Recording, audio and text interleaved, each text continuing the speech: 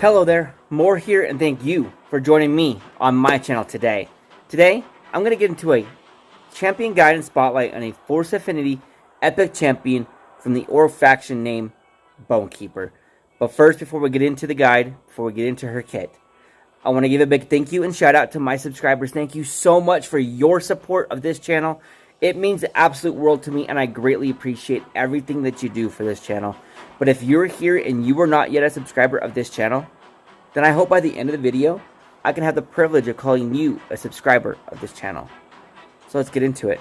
BoneKeeper, what does she bring to the table? What does she do? And can she actually potentially help you progress your account efficiently, effectively, or at all?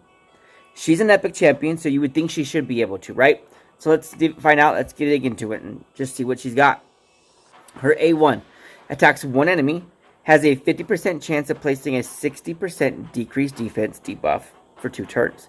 Okay, it's a one-hit A1 and a 50% chance to land this decreased defense. I got it, so it's not entirely too reliable in general.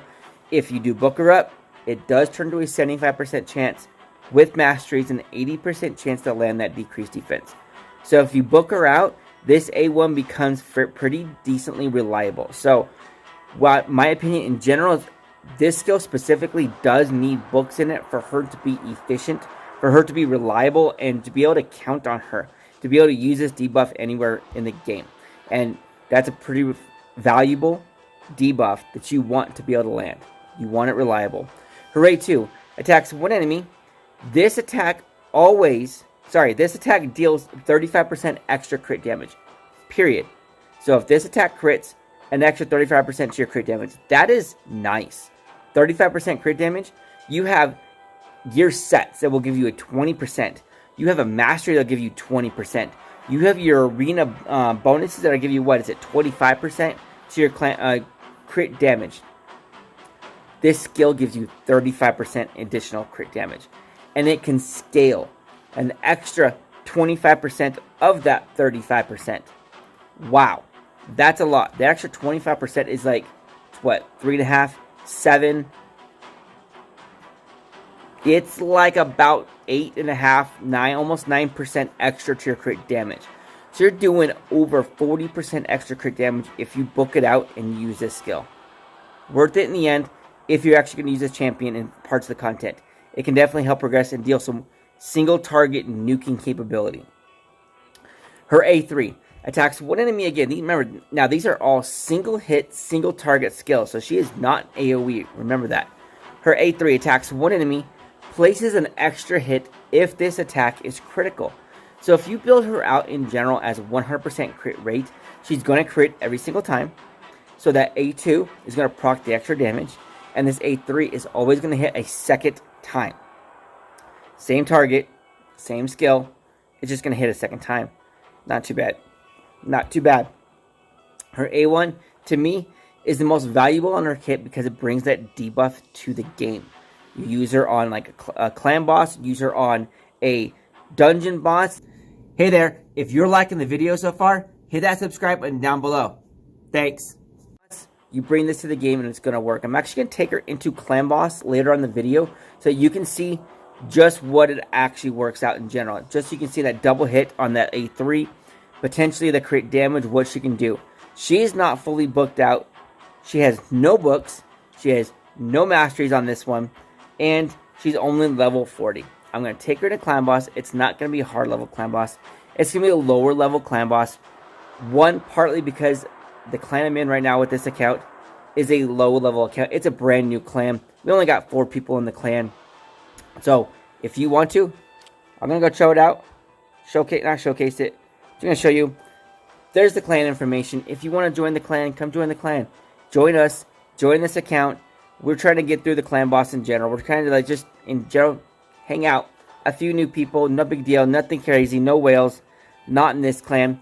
Come join us. Help us progress to the clan boss.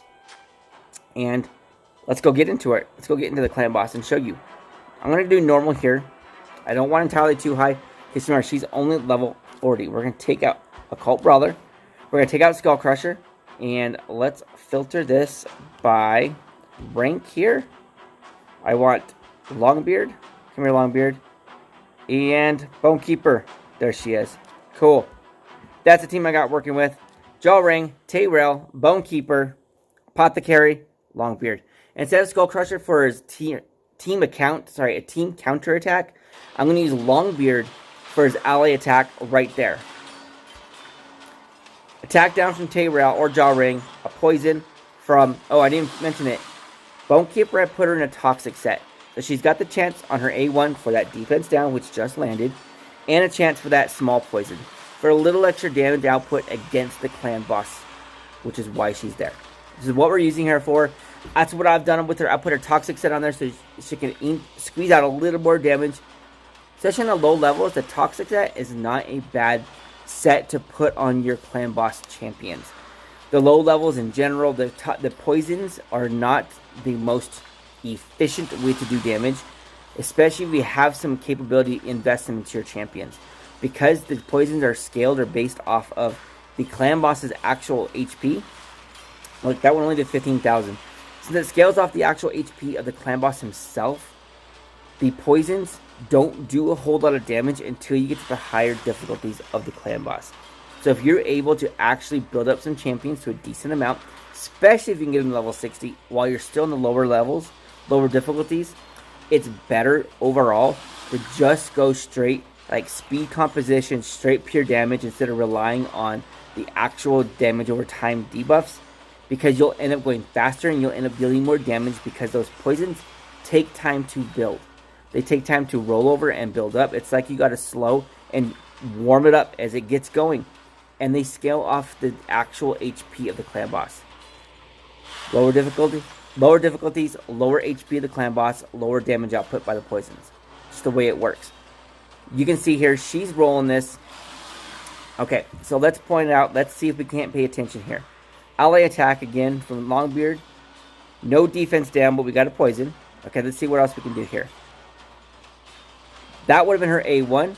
Defense down, and it crit. Remember, she does have like a 105% crit. I didn't show you the stats. I'll show you guys in just a minute. As soon as this is over, not sure how long it'll take. She is the weakest one on the team, so she will be taking that stun almost every single time. She is 40 with the lowest HP on the team. Alright. Come on here, Jawring. His attack down didn't go. Her A1 again. Defense down. It's working. It's landing. Even though it's only a 50% chance, that thing's landing pretty reliably. Okay. Come on. We want an A2 or A3 here. A2. 14,000 crit from her A2. Yes, there's a weaken and a defense down. I got it. But 14,000 damage from a level 40 champion on the clan boss. On the normal clan boss, low level difficulty, I got it. But still, not too shabby. She hits pretty decent. That was from the 35% increase on attack damage skill. And she crits every single time. Defense down again. She's placing that defense down quite often, especially if only having a 50%. There's her 2-hit A3 for a total of 19,000 damage between the two. So that A3 actually ended up doing more damage output than the A2 that has a 35% crit damage. She can put out some damage. She's not an AoE champion. She's a single target champion, so possibly against clan boss, she can have a viable place and position on your team, potentially. Or maybe in the dungeon. She can work pretty good against the big the big dungeon bosses. Or even against the waves. She is a single target attack champion, so I got it. She is attack based as well. So she is a DPSer for a single target, not an AoE. So she's not there for the wave clear, but she can potentially help you through the actual boss if you get to the dungeons. Or when you get to the dungeons. Because she can hit pretty hard. If you scale her up and if you build her up, she can hit pretty hard. Biggest thing is you need to have that 100% crit rate. Okay, so we're going to get through this part. We're going to fast forward through this here. We're going to get into her stats. I can show you her stats real quick. So you can see just where she's at and how hard she was hitting. Remember, she was hitting for 14,000 on the A2 and 19,000 critting on her A3. Her A1, that defense down landed more reliably than I expected. It's only a 50% chance, but it seemed like it was more frequently than that. Let's roll.